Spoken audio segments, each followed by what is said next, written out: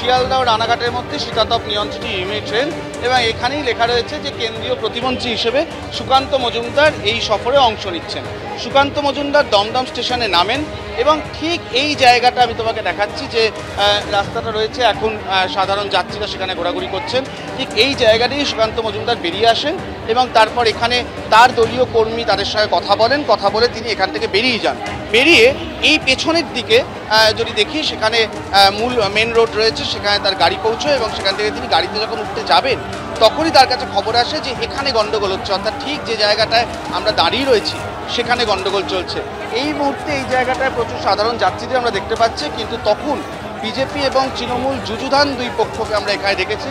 তৃণমূলের পক্ষ থেকে আইএনটিটিইউসি অর্থাৎ তৃণমূলের শ্রমিক সংগঠন, যাদের এই চত্বরেই অফিস রয়েছে, তারা এসে এখানে যেটা অভিযোগ সুকান্ত মজুমদারের কাছে এসে পৌঁছয়, তারা নাকি বিনা প্ররোচনায় মারধর শুরু করেন, বিজেপি কর্মীদের ধাক্কাধাক্কি করেন। সেই খবর পেয়ে সুকান্ত মজুমদার যখন এখানে চলে আসেন তখন এখানকার পরিস্থিতি অত্যন্ত উত্তপ্ত, দুই পক্ষের মধ্যে রীতিমতো হাতাহাতি চলছে।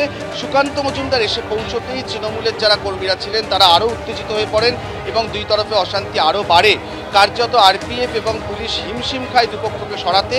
তারপর তারা দুই পক্ষের মাঝে ঢাল হয়ে দাঁড়ানোর পর কিন্তু তখনও স্লোগান যুদ্ধ অনেকক্ষণ চলেছিল এবং তারপর সুকান্ত মজুমদার যখন এই এলাকা ছাড়েন তারপরে দেখা যায় আইএনটিটিইউসি কর্মীরাও চলে গিয়েছেন এবং বিজেপি কর্মীরাও তারাও সরে গিয়েছেন। তারপরেই কিন্তু পরিস্থিতি স্বাভাবিক হয়, কিন্তু যে সময়টা অন্তত 15-20 মিনিট যে সময় এখানে গণ্ডগোল চলছিল সেটা কিন্তু ভয়ঙ্কর, সেটা একেবারে যুদ্ধক্ষেত্রের মতন পরিস্থিতি তৈরি হয়েছিল। যুযুধান দুপক্ষ যেভাবে একে অন্যের ওপর শুধু স্লোগান যুদ্ধ তো নয়, যেভাবে হাতাহাতিতে জড়িয়ে পড়ছিলেন তা যথেষ্ট বিপজ্জনক এবং দমদম স্টেশনের মতন জনবহুল এলাকায় তা কিন্তু যথেষ্ট মানুষের, যারা সাধারণ মানুষ ছিলেন তাদের মধ্যে আতঙ্ক তৈরি করছিল। অরিত্রিক, আমাদের সঙ্গে থাকো। কিছুক্ষণ আগে প্রবল উত্তেজনা তৈরি হয় দমদম স্টেশনে, যেখানে সুকান্ত মজুমদার বেরিয়ে আসার পরই তৃণমূলের কর্মী সমর্থকরা ঘিরে বিক্ষোভ দেখাতে শুরু করেন।